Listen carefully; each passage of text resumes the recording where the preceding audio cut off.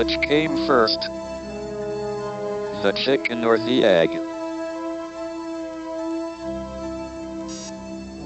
Did the universe have a beginning, and if so, what happened before then?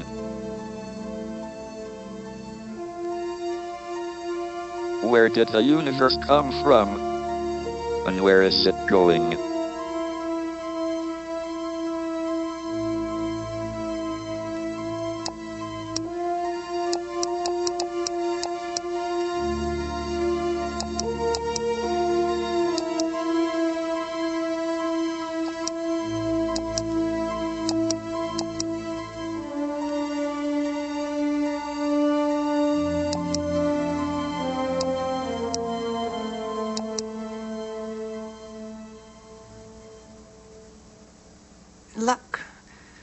Luck, well, we have been very lucky. I mean, my family and Stephen and everybody, you have your disasters, but the point is that we have survived. Everybody has disasters, and yet some people disappear and are never seen again.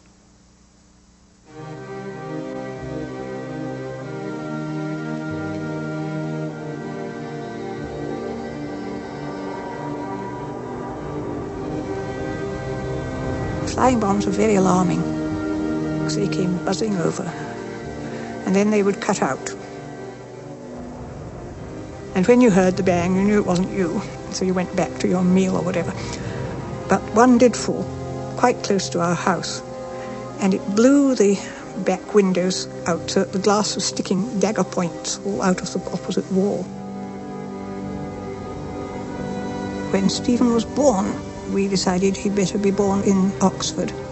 So while I was staying in the hospital, I went to Blackwell's in Oxford and I bought an astronomical atlas. One of my sisters-in-law said, "This is a very prophetic thing for you to have done."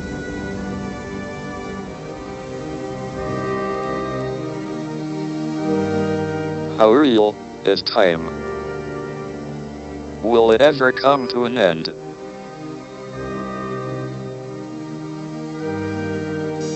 Where does the difference between the past and the future come from? Why do we remember the past, but not the future?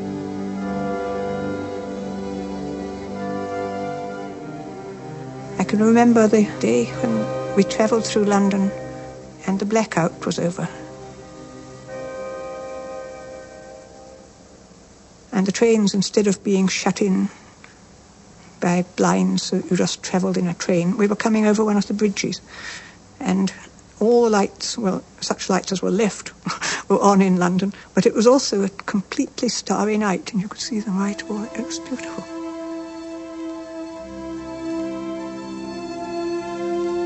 I remember we all used to lie on the grass, looking straight up through the telescope and seeing the wonders of the stars. And Stephen always had a strong sense of wonder, and I could see that the stars would draw him, and further than the stars. I was born exactly 300 years after the death of Galileo. I estimate that about 200,000 other babies were also born that day. I don't know whether any of them was later interested in astronomy.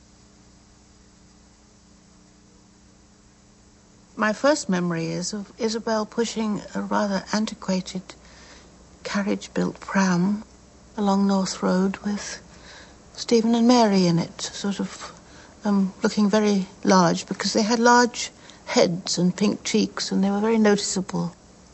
They all looked different from ordinary people. I can remember visiting the Hawking home, several times.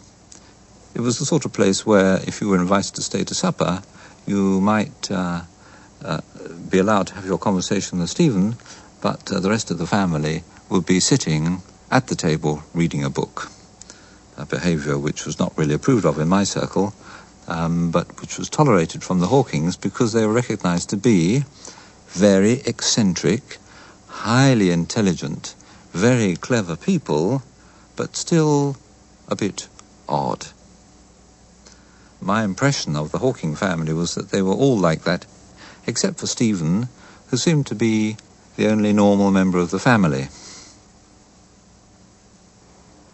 Stephen used to reckon he knew, I think it was 11 ways of getting into the house, and I could only find 10 of them. I'm not sure where the other way was. On the north side of the house, there was a bicycle shed. Had a door at the front and a door at the back. Above that, there was the window into the L-shaped room. And at the front, you could get sort of round the corner onto the roof. And from that level, you could get onto the main roof. I think one of the ways Stephen could get in was on the main roof. As I say, he was a much better climber than I was. I still don't know what the 11th one was.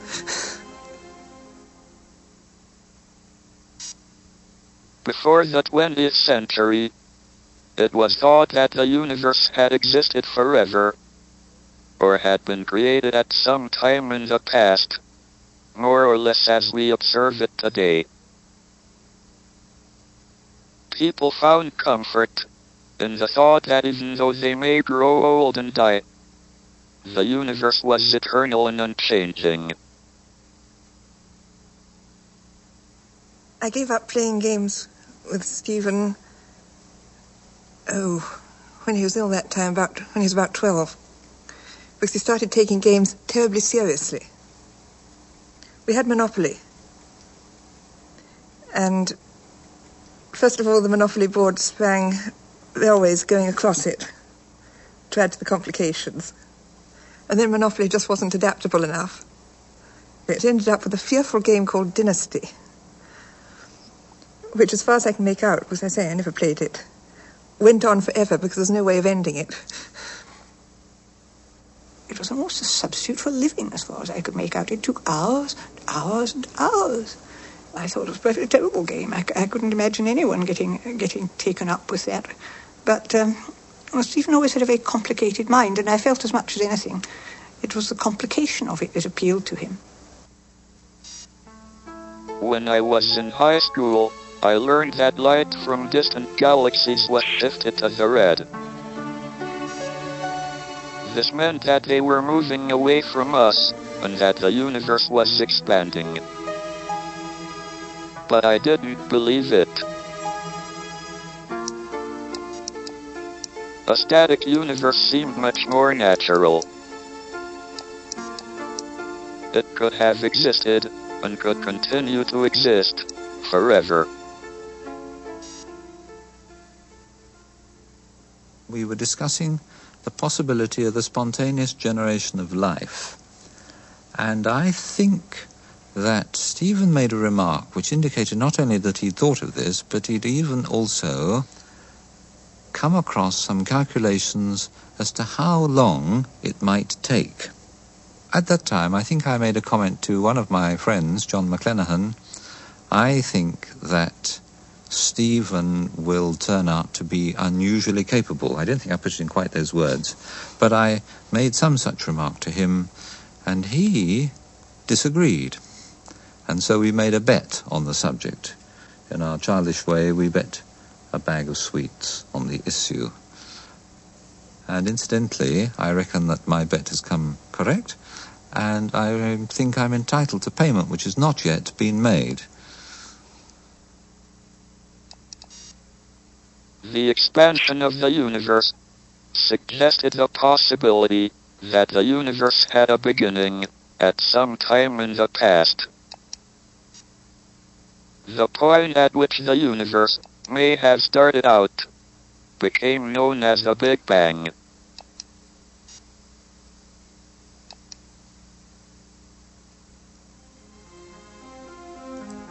The first year he was at St. Albans School, he came, I think, third from the bottom.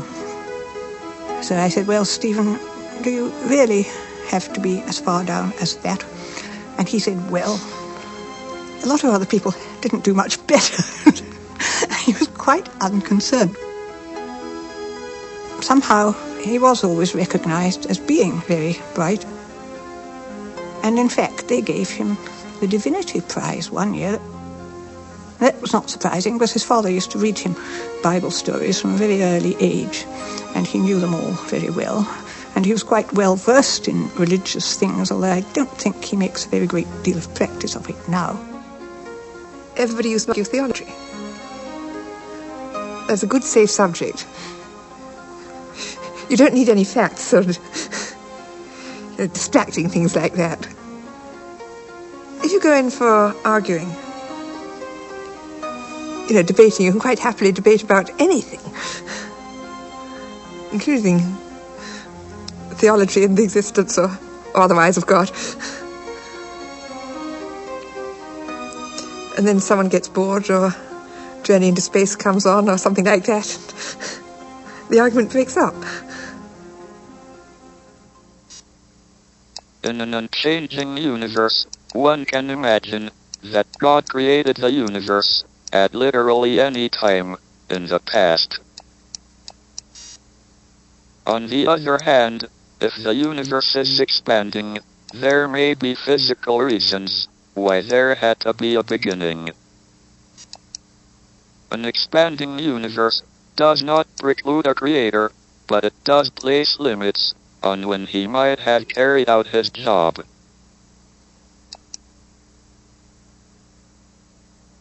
When the family went to India, it was arranged that Stephen should come and live with us for a year. He decided it would be nice that we should have Scottish dancing in the evening. Now, mind you, this was quite an ordinary house, but we had rather a lot of room and a large hall. And so we bought some records and a book about what to do. And Stephen took charge. And he insisted that you put on a jacket and a tie. And then he was the master of the proceedings. And Stephen took it very seriously. But then he liked dancing, you see. There were 4 physicists in my year. Gordon Berry, Richard Bryan, Stephen, myself. I first remember Stephen on an occasion when Gordon and I went up after dinner to his room to try to find him. And Stephen was up there with a crate of beer, slowly drinking his way through it. He was only 17. He couldn't legally go into a pub. He'd gone up to Oxford ridiculously early.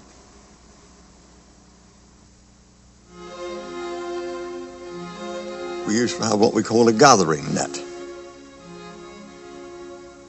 We used to organise a beer party and various things like that to gather all these colours, many freshmen as we could get, you see, to get them to join the boat club. And that's how we collected him, you see.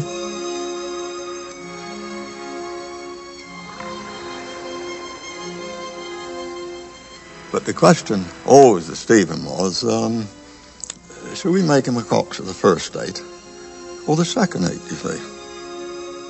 Well, coxes can be adventurous, and some coxes can be very steady people, you see. He was rather an adventurous type.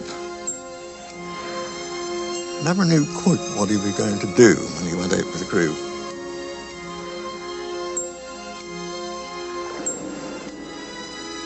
I think he used to bring his work down with him into the boat sometimes, you know. The sort of thinking gear was going on different levels. We were asked to read chapter 10 in a book called Electricity and Magnetism by Bleeny and Bleeny, an unlikely combination, a husband and wife team. And at the end of that chapter, there are 13 questions, all of them final honours questions. I discovered very rapidly that I couldn't do any of them. Richard and I worked together for the week, and we managed to do 1.5 questions, which we felt very proud of. Gordon refused all assistance and managed to do 1 all by himself. Stephen, as always, hadn't even started. But the next morning, he went up to his rooms at 9 o'clock. And we came back about 12, maybe 12:05. And down came Stephen, and we were in the college gateway in the lodge. "Ah, Hawking," I said, "how many have you managed to do then?" "Well," he said, "I've only had time to do the first 10. And I think at that point we realised that it's not just that we weren't in the same street, we weren't on the same planet. I once calculated that I did about 1,000 hours work in the 3 years I was at Oxford, an average of an hour a day. I'm not proud of this lack of work. I'm just describing my attitude at the time. An attitude that nothing was worth making an effort for. He used to produce his work every week for tutorial, and as he never kept any notes or papers or that sort of thing, on leaving my room he would normally throw it in my wastepaper basket. And when he was with other undergraduates at a tutorial and they saw this happen, they were absolutely horrified because they thought he did this work in probably half an hour. And if they could have done it in a year, they wouldn't have thrown it in the wastepaper basket, they would have put it in a frame up on their walls. Because of my lack of work, I had planned to get through the final exam by doing problems in theoretical physics and avoiding any questions that required factual knowledge. I didn't do very well. I was on the borderline between a first and second class degree, and I had to be interviewed to determine which I should get. They asked me about my future plans. I replied, if they gave me a first, I would go to Cambridge. If I only got a second, I would stay in Oxford. They gave me a first.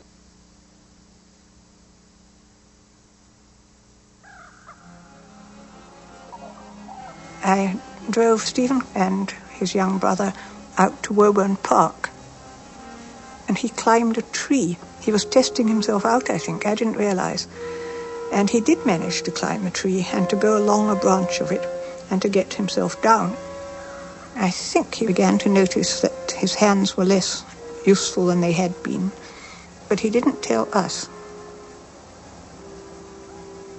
UNIV has these square staircases, which are round, but they're square. It was just coming down from one of the rooms. Steve actually fell on the stairs, coming down stairs, and kind of bounced all the way down to the bottom. I don't know if he lost consciousness, but he lost his memory. We took him to either my room or someone's room. The first question, of course, was, who am I? And we told him, you're Steve Hawking. And a minute later, or right away, he would ask again, who am I? Steve Hawking. And then after a couple of minutes, he remembered that he was Steve Hawking.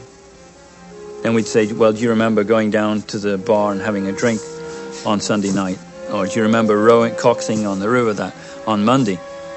And his memory came back gradually until he could remember the previous day's events and then the previous hour. And then by the end of the 2 hours, he could remember everything. The question was, well, maybe, you've lost some of your mind because of this. And so Steve decided, well, I'll take the Mensa test. We said, of course you'll get into Mensa. But he came back delighted that he was able to get into Mensa. Absolutely delighted.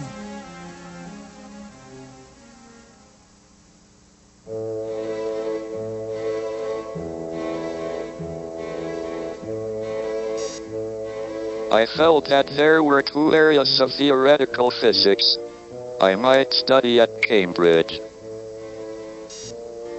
One was cosmology, the study of the very large. The other was elementary particles, the study of the very small. However, I thought that elementary particles were less attractive, because there was no proper theory. All they could do was arrange the particles in families, like in botany. In cosmology, on the other hand, there was a well-defined theory, Einstein's general theory of relativity.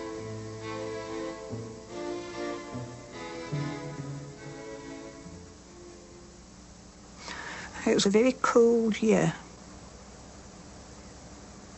and the ice on Verulamium Pond was frozen there, and we all went skating.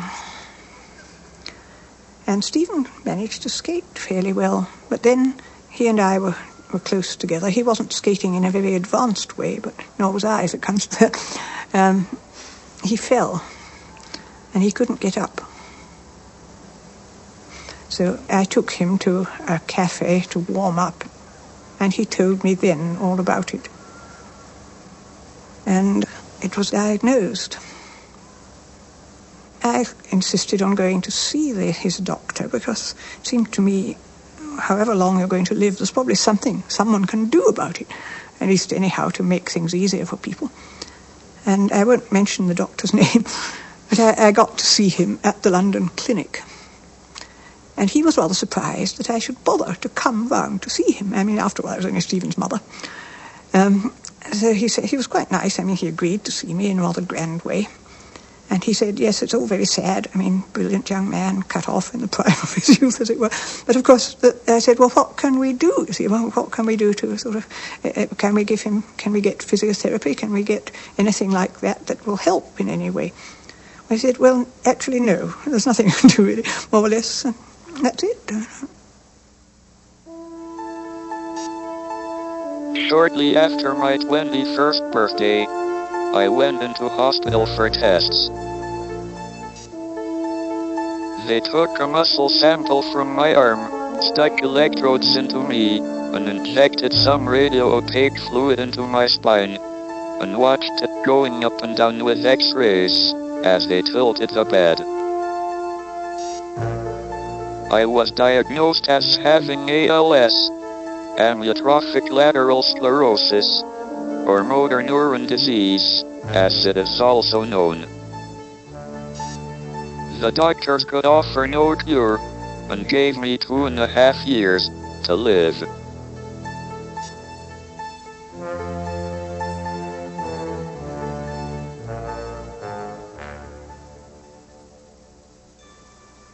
I went into the graduates' common room and looking really for someone to have lunch with. And there was nobody around that I particularly wished to have lunch with. And then, lo and behold, Stephen walked through the door. I don't know what he was doing in Oxford either. I've certainly forgotten now. And so Stephen generously went off to buy the drinks and brought them over and put them down on the table. And as he put his pint of beer down, he spilt it. And I sort of said genially, oh, heavens, drinking at this time of day. And he then told me that he'd been in Addenbrooke's for 3 weeks, and they'd done a whole series of tests, and they'd decided what was wrong with him. And he told me very straight and flat that he was gradually going to lose the use of his body, that eventually only his heart and his lungs would still be operating, and his brain.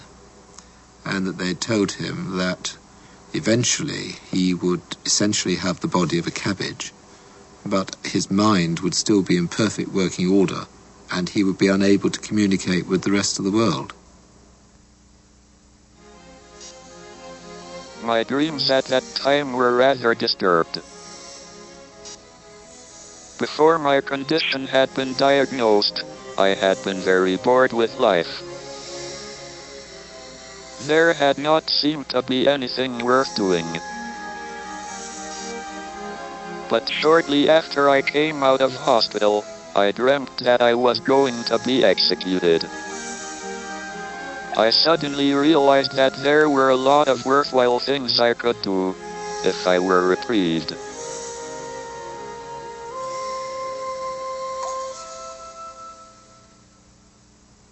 I knew perfectly well that he had no faith. And to me, that made it the more difficult, because you must ask yourself, why me? Why this? Why now? But he just totally, flatly accepted that this was what was going to happen to him.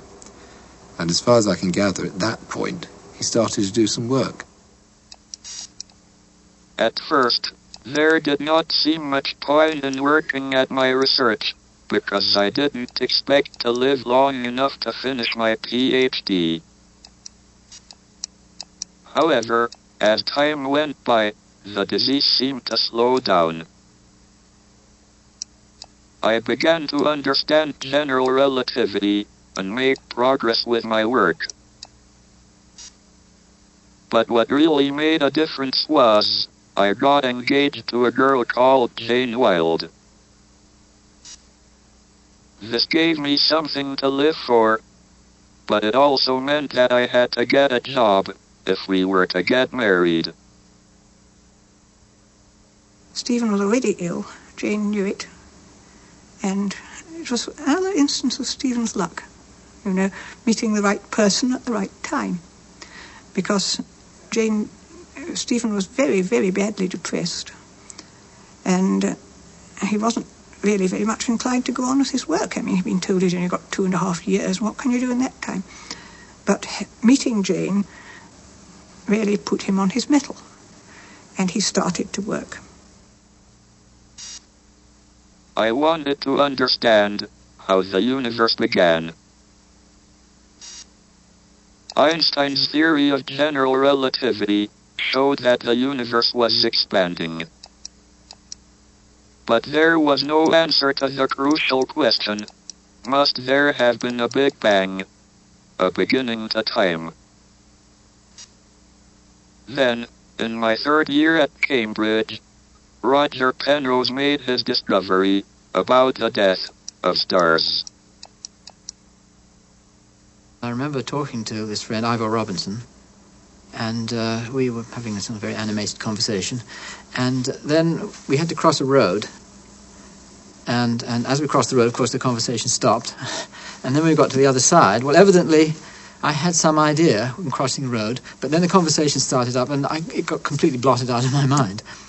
And it was only later, after my friend had gone home, and I began to have this strange feeling of elation, feeling wonderful. And I couldn't figure out why on earth I should feel like that. So I went back over the day thinking all possible things which might have contributed to such a feeling. And then gradually I unearthed this thought which I'd had while crossing the street.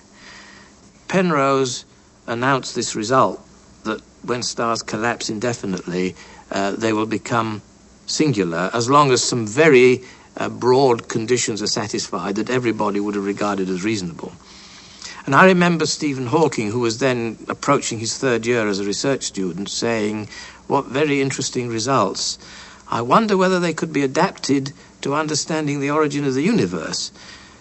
And what he had in mind, you see, was that if just mentally you reverse the sense of time, you can think of the expanding universe as a collapsing system. It's a bit like a giant, very giant star collapsing. Roger Penrose proved that a dying star, collapsing under its own gravity, eventually shrinks to a singularity, a point of infinite density and 0 size. I realized that if I reversed the direction of time so that the collapse became an expansion, I could prove that the universe had a beginning. But my proof, based on Einstein's theory of general relativity, also showed that we cannot understand how the universe began, because it showed that all scientific theories, including general relativity itself, break down at the beginning of the universe.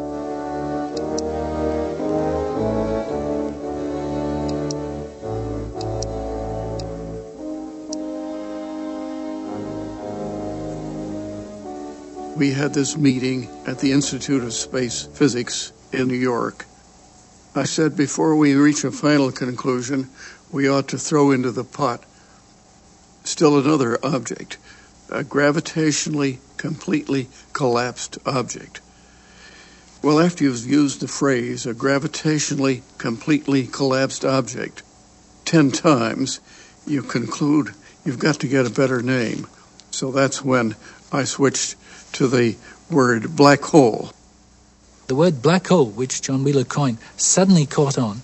Everybody adopted it, and from then on, people around the world, in Moscow, in America, in England, and elsewhere, could know they were speaking about the same thing.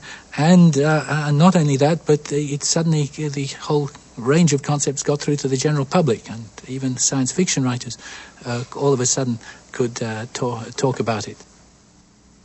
Tonight, my friends, we stand on the brink of a feat unparalleled in space exploration.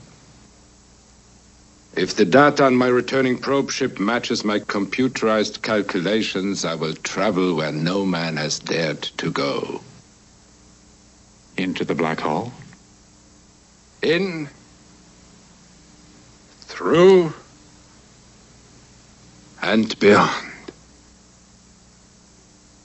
Why, that's crazy. Ha! Impossible. As a massive star contracts, its gravity becomes so strong that light can no longer escape. The region from which nothing can escape is called a black hole, and its boundary is called the event horizon. One might say of the event horizon what Dante said of the entrance to hell. Abandon all hope, ye who enter here.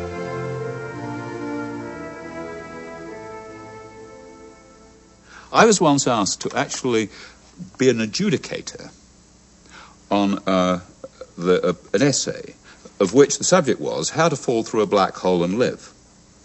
Now, the problem I had was that I wouldn't know how to give out the prize, because if I said, well, that looks like a good essay, the only real way of showing that this was right was to actually follow it, to do the experiment and fall in.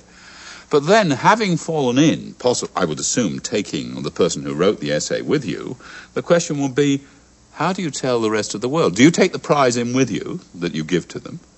And what do they do with it when they get to the center? Believe me, I've been waiting a long time for someone like you to record this moment. Thank you, Doctor. Then I'm ready. Ready to embark on man's greatest journey. Certainly his riskiest. The risk is incidental compared to the possibility to possess the great truth of the unknown. There, long-cherished laws of nature simply do not apply. They vanish. And life? Life? Life forever.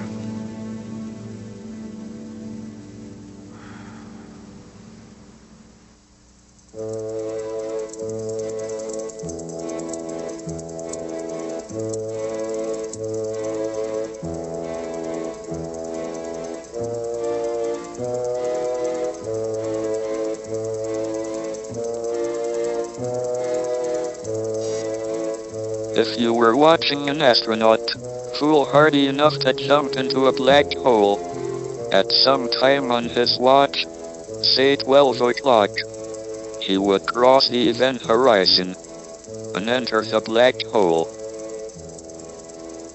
But no matter how long you waited, you would never see the astronaut's watch reach 12 o'clock. Instead, each second on the watch would appear to take longer and longer, until the last second before midnight would take forever. Thus, by jumping into a black hole, one could ensure that one's image lasted forever. But the picture would fade very rapidly, and grow so dim that no one could see it. as somebody disappears into a black hole, as seen from the outside, it looks as though the time actually slows down, and the person becomes who's moving. At least he's thinking, he's moving, he's perhaps talking in his spaceship at a normal rate, seems to slow down and ends up by being frozen in a particular position, as seen by somebody watching him from the outside. And as seen from the outside, you never see what happens after that.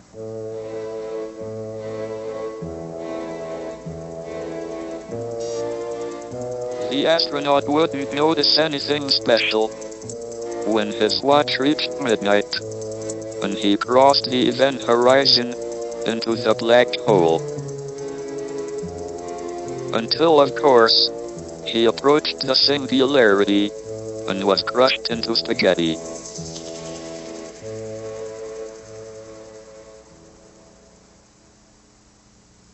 One can fall through this event horizon without feeling anything, without noticing it.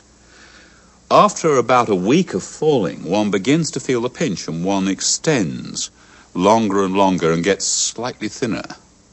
And, of course, one begins to get squeezed. Until one gets very long and very thin and rather nasty.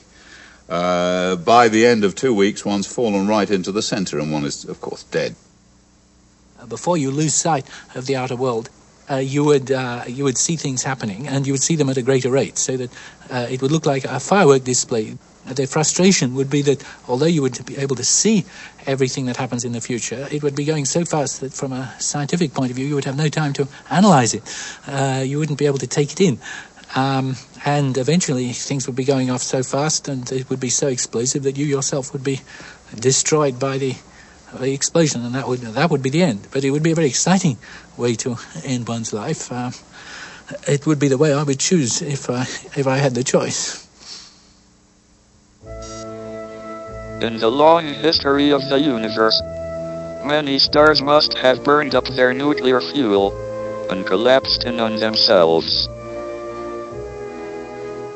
The number of black holes may be greater than the number of visible stars, which totals about 100,000 million in our galaxy alone.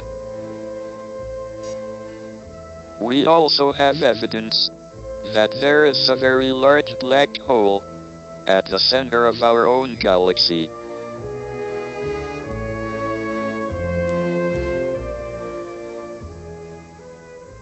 Friends ask me, well, if a black hole is black, how can you see it? And I say, have you ever been to a ball? Have you ever watched the young men dressed in their black evening tuxedos and the girls in their white dresses whirling around, held in each other's arms, and the lights turned low, and all you can see is the girls? Well, the girl is the ordinary star, and the boy is the black hole. You can't see the black hole any more than you can see the boy. But the girl going around gives you convincing evidence there must be something there holding her in orbit. One evening, shortly after the birth of my daughter, Lucy, I started to think about black holes as I was getting into bed. My disability makes this rather a slow process, so I had plenty of time.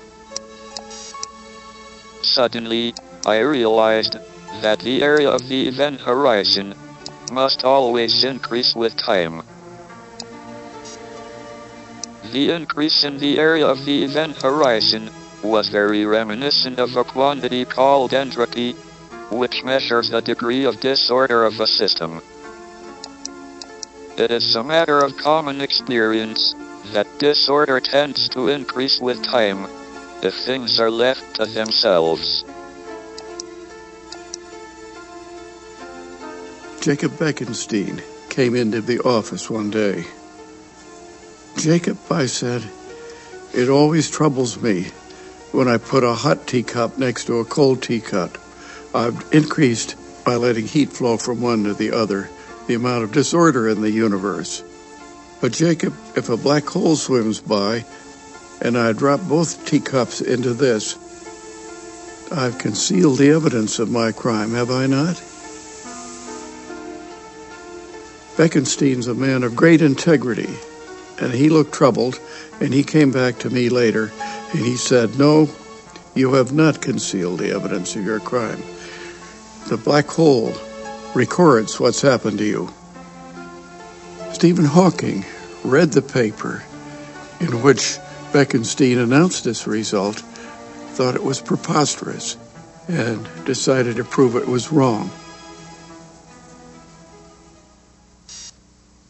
My discoveries led Jacob Bekenstein to suggest that the area of the event horizon actually was the entropy of a black hole. But there was one fatal flaw in Bekenstein's idea. If black holes have an entropy, they ought to have a temperature. And if they have a temperature, they ought to give off radiation. But how could they give off radiation if nothing can escape from a black hole? As it turned out, Bekenstein was basically correct, though in a manner far more surprising than he, or anyone else, had expected.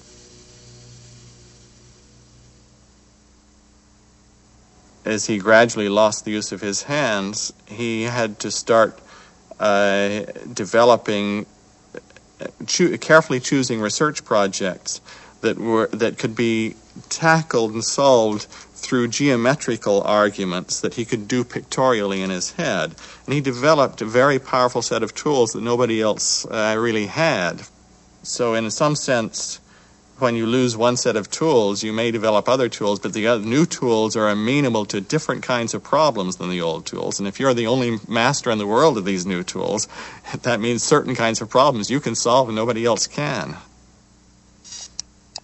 My work up to 1973 was in general relativity and was summarized in a book I wrote with George Ellis called The Large-Scale Structure of Space-Time. Even then, it was difficult for me to write things down. So I tended to think in pictures and diagrams that I could visualize in my head.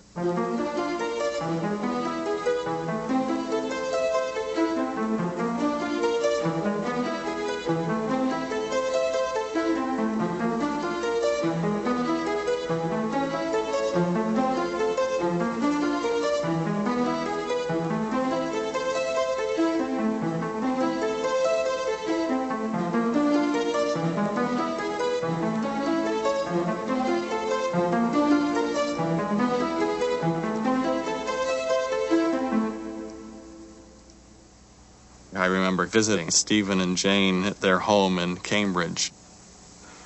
After supper in the evening, when it was time for Stephen to go to bed, Jane insisted, and Stephen acquiesced, I guess this was standard, that Stephen make his way up. I've forgotten whether it was one flight of stairs or two flights of stairs alone, and this was a period when he could no longer walk.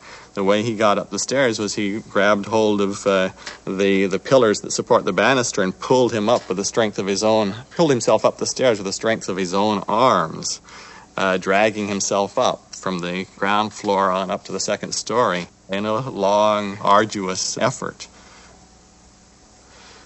Jane explained that this was an important part of his physical therapy to maintain his coordination and strength as long as possible.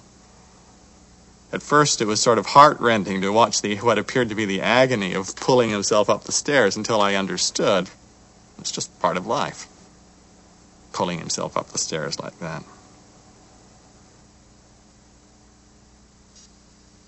General relativity is what is called a classical theory. It predicts a single definite path for each particle. But according to quantum mechanics, there is an element of chance or uncertainty. A particle does not have just a single path through space and time. Instead, there is an uncertainty principle, according to which both the exact position and velocity of a particle can never be known.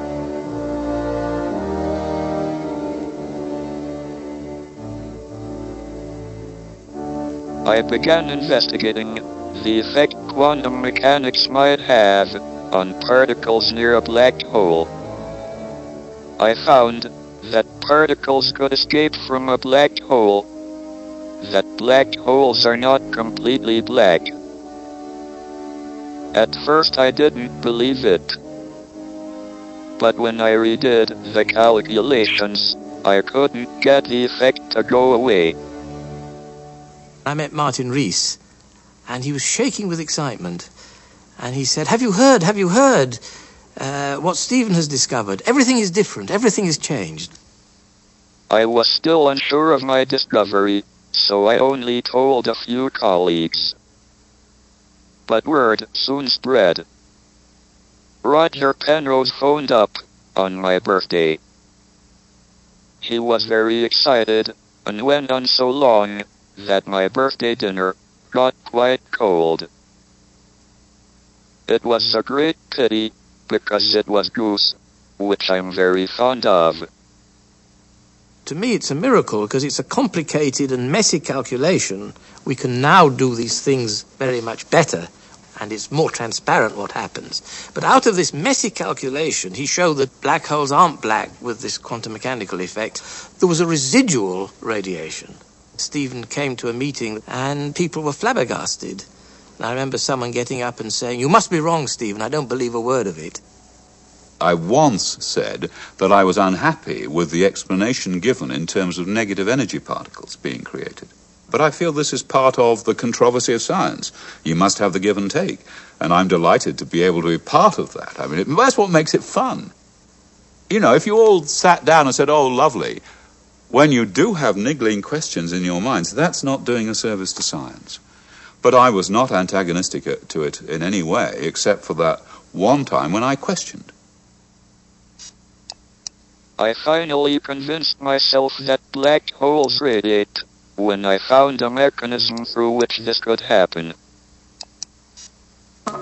According to quantum mechanics, space is filled with virtual particles and antiparticles that are constantly materializing in pairs, separating, coming together again, and annihilating each other. In the presence of a black hole, one member of a pair of virtual particles may fall into the hole, leaving the other member without a partner with which to annihilate. The forsaken particle appears to be radiation emitted by the black hole. And so, black holes are not eternal. They evaporate away at an increasing rate until they vanish in a gigantic explosion. Quantum mechanics has allowed particles and radiation to escape from the ultimate prison, a black hole. Einstein never accepted quantum mechanics because of its element of chance and uncertainty. He said, "God does not play dice." It seems that Einstein was doubly wrong. The quantum effects of black holes suggest that not only does God play dice, he sometimes throws them where they cannot be seen. He says himself that he wouldn't have got where he is if he hadn't been ill. And I think that's quite possible, because it's like Johnson said, you know, the knowledge that you're to be hanged in the morning concentrates the mind wonderfully. And he has concentrated on this in a way that I don't think he would have done, because he always took a great interest in a lot of things in life. And I don't know that he'd have applied himself quite the same way if he'd been able to get around as he used to do. So in a way, no, I can't think anyone's lucky to be having an illness like that even so. But it's less bad luck for him than it would be for some people, if you see what I mean. because he can so much live in his head. When I lived with the Hawking family, I would usually get up around 7:15 or 7:30 and take a shower, and then read my Bible some in the morning and pray. And then I would go down at 8:15 to get Stephen up. And then at breakfast, I would often tell him what I'd been reading in the Bible, hoping that maybe this would eventually have some influence.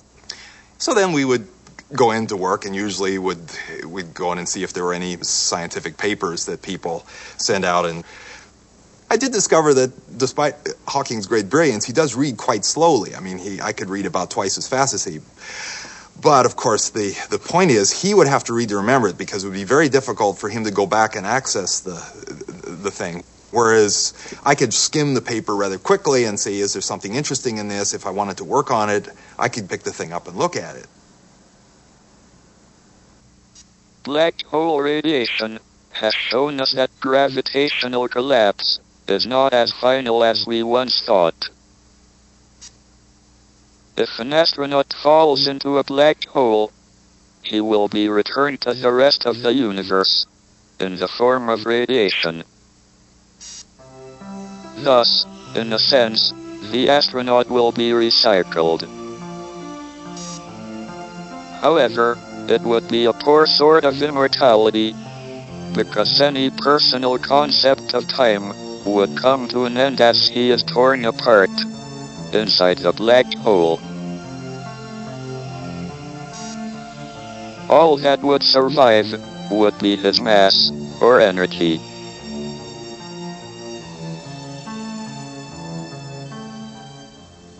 One year, the Hawkings took me along when we went to a cottage in Wales near the River Wye. And this cottage was up a hill, and there was a bit of a paved little sidewalk that went up to the cottage, which I had not been up, and of course I wanted to do it in the least number of trips that I could imagine. So we put Stephen's batteries under his chair. I mean, his wheelchair has space for batteries, and put extra batteries under there, which Stephen didn't realize he had, that I'd put under there, so he didn't realize this wheelchair was as heavily laden as possible. So Stephen got quite a bit ahead of me, and then he was turning the corner to go around to his house, but that was on a slope, and so I looked up, and I noticed Stephen's wheelchair was slowly tipping backward, and of course I was about 10 meters away. Tried to run up there, but I was not able to get there nearly rapidly enough before he toppled over backward into the bushes. And so it was a bit of a shocking sight to see this master of gravity getting overcome by the weak gravitational force of Earth. One of the worst things for me would be having people there all the time. Never alone. I mean, I couldn't bear that. And yet he finds things funny, and he enjoys life, and he goes dashing about all over the place. And I think this is tremendous. But it's a sort of courage that I haven't got, and his father hadn't got it. And we cannot but admire it, but wonder how on earth he got it, really. There must have been 50 people there. And I was standing off in a corner, sort of watching quietly for a few minutes, relaxing.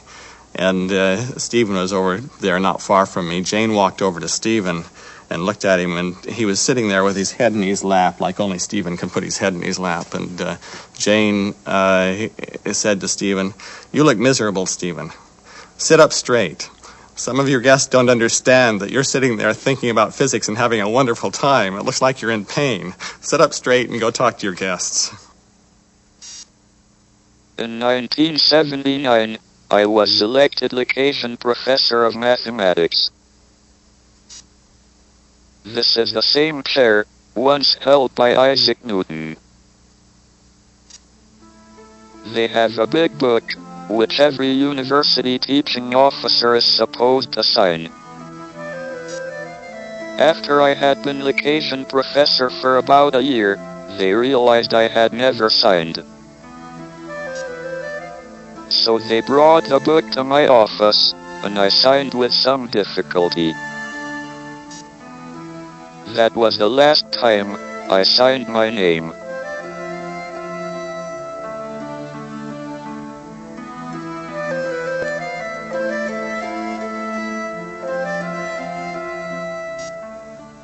My interest in the origin and fate of the universe was reawakened when I attended a conference on cosmology in the Vatican. Afterwards, we were granted an audience with the Pope. He told us that it was all right to study the evolution of the universe after the Big Bang, but we should not inquire into the Big Bang itself, because that was the moment of creation, and therefore the work of God. I was glad that he did not know the subject of the talk I had just given. The possibility that the universe had no beginning, no moment of creation.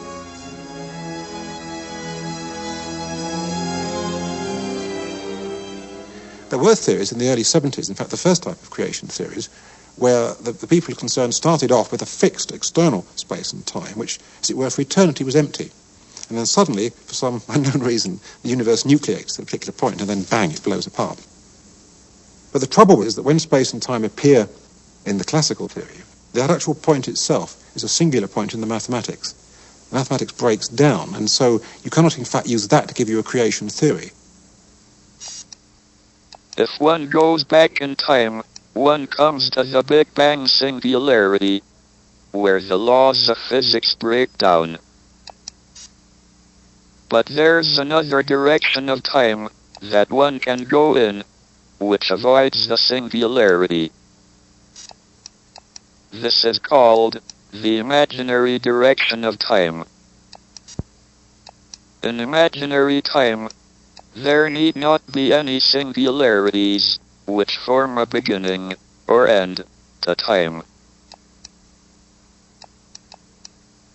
When you come to imaginary time, you have this rather peculiar possibility of having a now, as it were, without necessarily having a sort of a chain of past moments. If we start where we are at the moment and start running backwards in time, as it were, then for a long time things work perfectly normally. But then as you begin to get further and further back towards what would be the origin point in the conventional real-time picture, you find that the nature of the time changes, that the imaginary component becomes more and more prominent, until in the end what ought to have been the singular point in the classical theory just gets smoothed away, and you have this sort of beautiful picture, these sort of bowls. The creation of the universe is pictured as where we are now, in a smooth sort of bowl of the past, where there's no initial point, just a sort of smooth shape.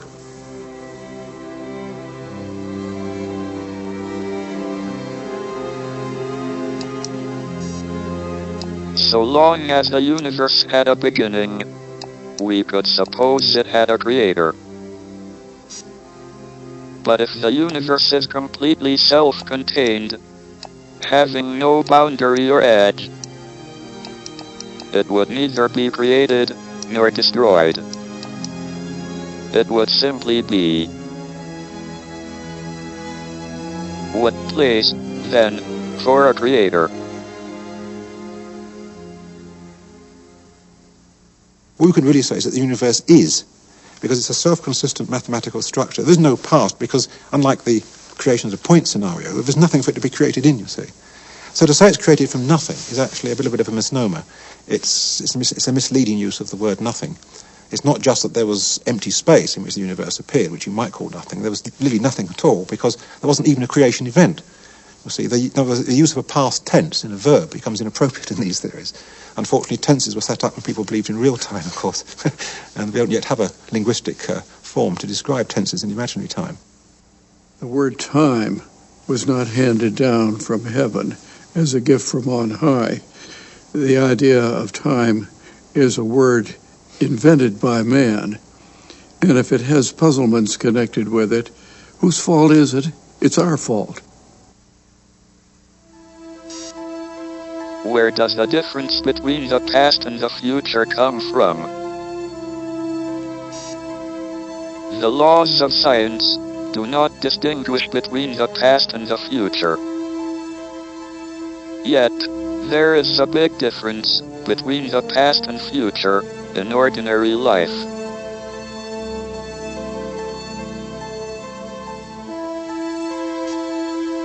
You may see a cup of tea fall off a table and break into pieces on the floor, but you will never see the cup gather itself back together and jump back on the table. The increase of disorder, or entropy, is what distinguishes the past from the future, giving a direction to time.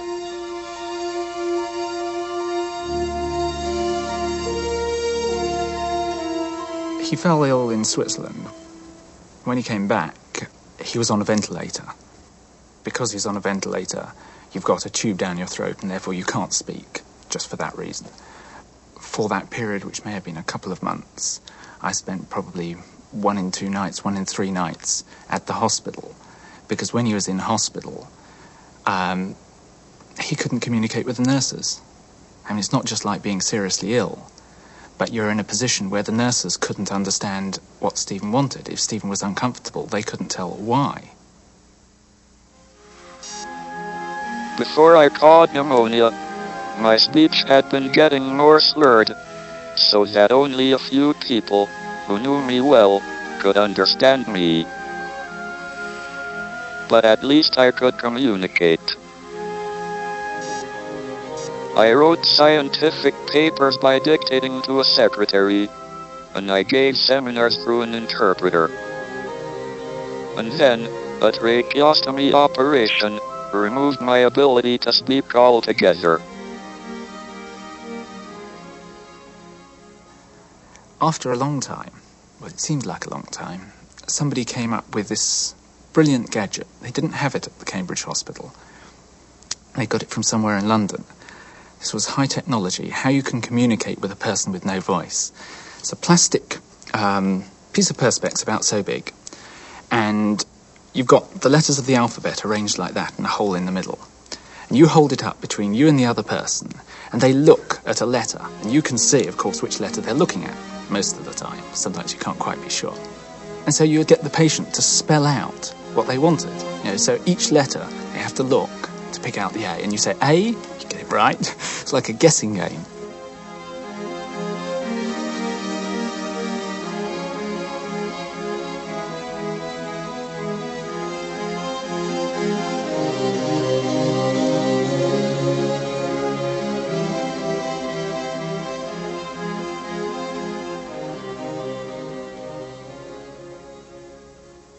Stephen wasn't willing to accept that he wasn't going to speak again. And he thought that he would be giving in by trying to find a method of communicating other than speech. And I remember I went in one evening, and this was the first time that he asked to be gotten out of bed to use the computer. Sometimes they would sit him up so that he wasn't lying in the bed all the time, as you do with a patient. But this time when I turned up, he asked the nurse, could he be gotten out of bed?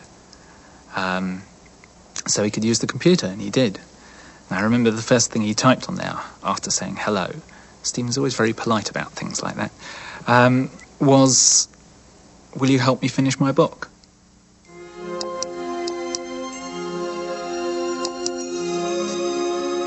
A computer expert in California heard of my plight and sent me a computer program called Equalizer. This allowed me to select words from a series of menus on a screen by pressing a switch in my hand. These words could then be sent to a speech synthesizer attached to my wheelchair.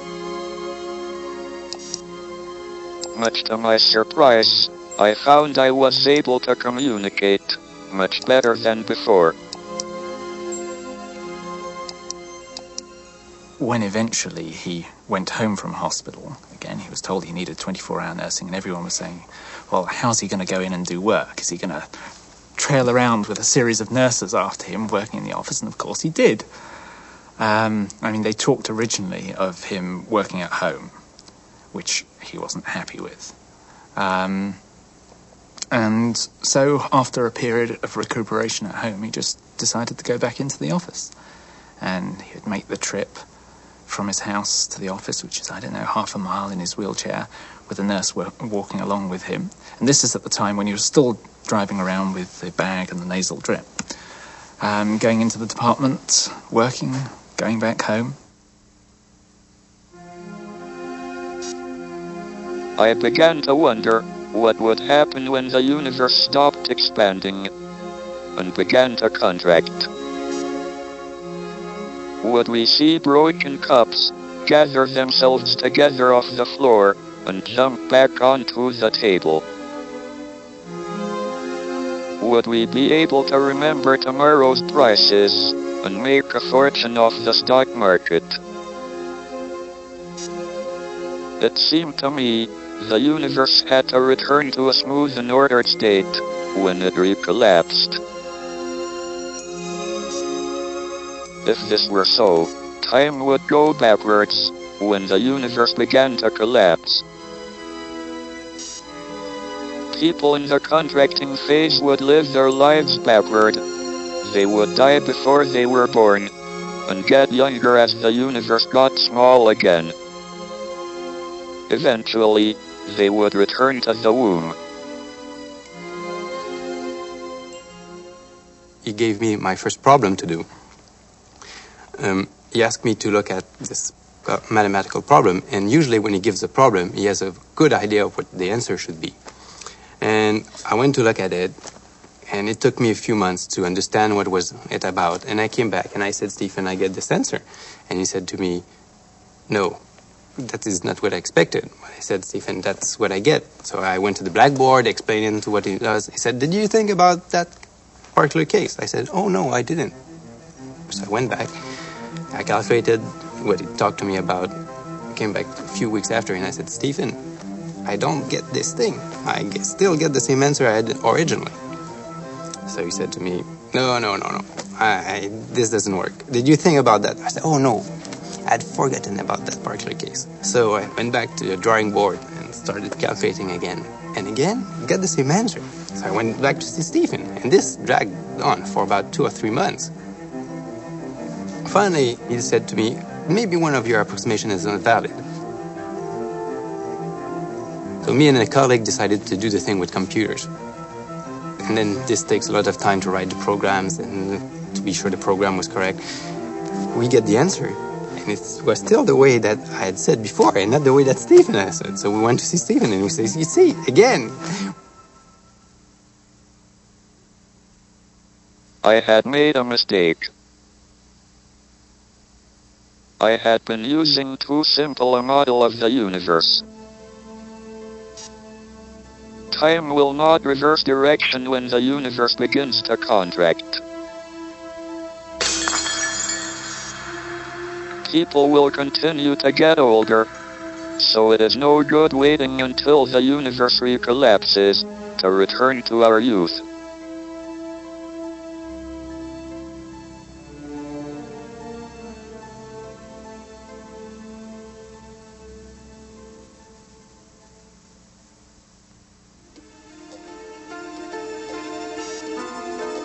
Einstein once asked the question, how much choice did God have in constructing the universe? If my proposal that the universe has no boundary is correct, he had no freedom at all to choose how the universe began. He would only have had the freedom to choose the laws the universe obeyed. This, however, may not have been all that much of a choice. There may well be only one unified theory that allows for the existence of structures as complicated as human beings, who can investigate the laws of the universe and ask about the nature of God.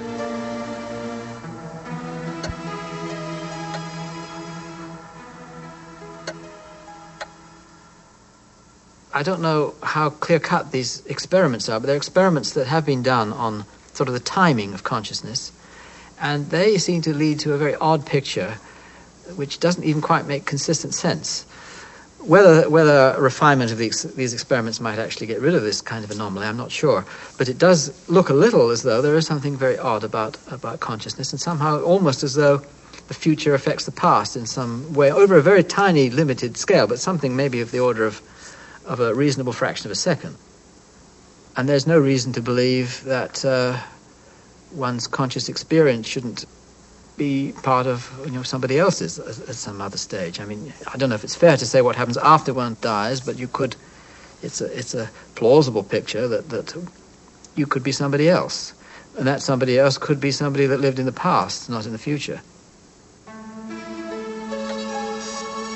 Even if there is only one possible unified theory, it is just a set of rules and equations.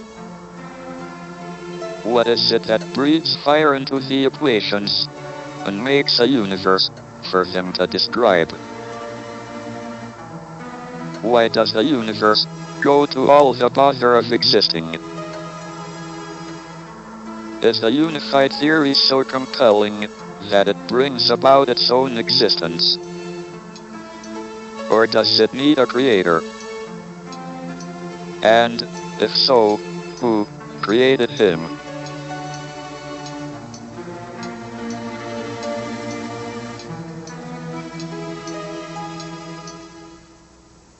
I think I would say that the universe has a purpose. It's not a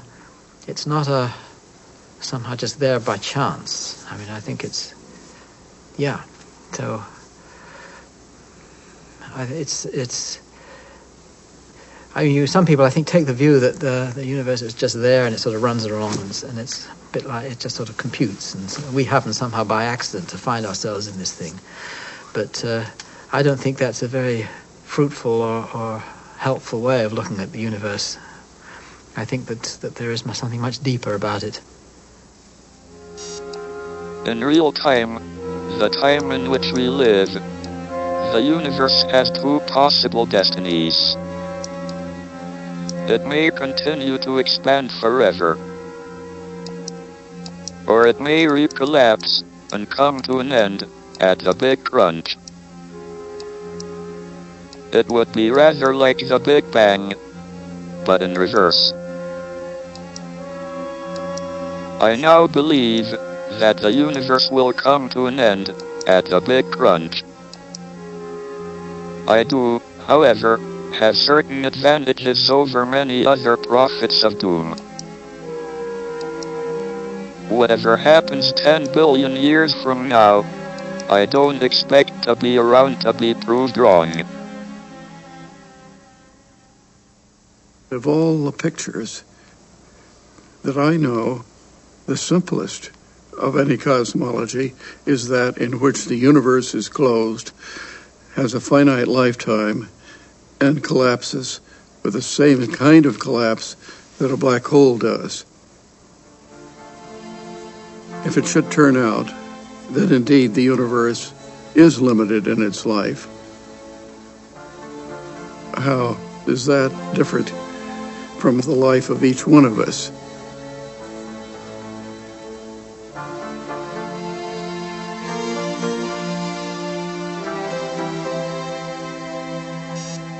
On the evening of Tuesday, March 5th, at about 10:45, I was returning to my flat in Pinehurst. It was dark and raining. I came up to Grange Road and saw headlights approaching, but judged that they were far enough away that I could cross safely. The vehicle must have been traveling very fast, for when I got just past the middle of the road, my nurse screamed, "Look out." I heard tires skidding, and my wheelchair was struck a tremendous blow in the back. I ended up in the road, with my legs over the remains of the wheelchair. The accident destroyed my wheelchair, and damaged my computer system, with which I communicate.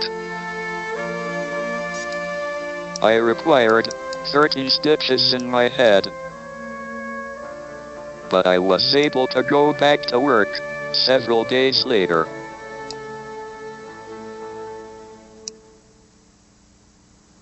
The memories I have are very much kind of visual pictures of what Stephen was of seeing Stephen in certain situations.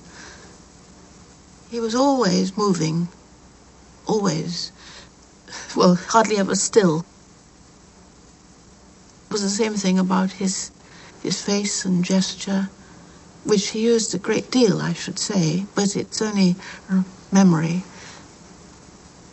I found some photographs recently which reminded me of the general look of everybody.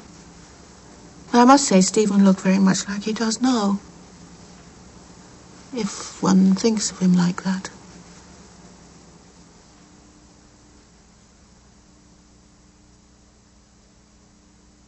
He does believe very intensely in the almost infinite possibility of the human mind. You have to find out what you can't know before you know you can't, don't you? So I don't think that thought should be restricted at all. And why shouldn't you go on thinking about the unthinkable? Somebody's got to start sometime. I mean, think how many things were unthinkable a century ago. And yet people have thought them. And often they also seem quite unpractical. So not all the things Stephen says probably are to be taken as gospel truth. He's a searcher. He's looking for things. And if he is, sometimes he probably talks nonsense. Well, don't we all? But the point is, people must think. People must go on thinking. They must try to extend the boundaries of knowledge, and they don't sometimes even know where to start. You don't know where the boundaries are, do you? You don't know what your taking off point is.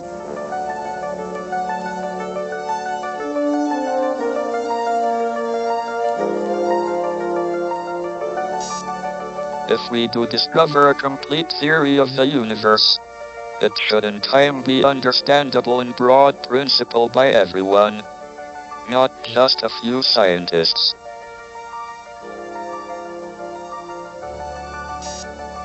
Then we shall all, philosophers, scientists, and just ordinary people, be able to take part in the discussion of why it is that we and the universe exist. If we find the answer to that, it would be the ultimate triumph of human reason. For then we would know the mind of God.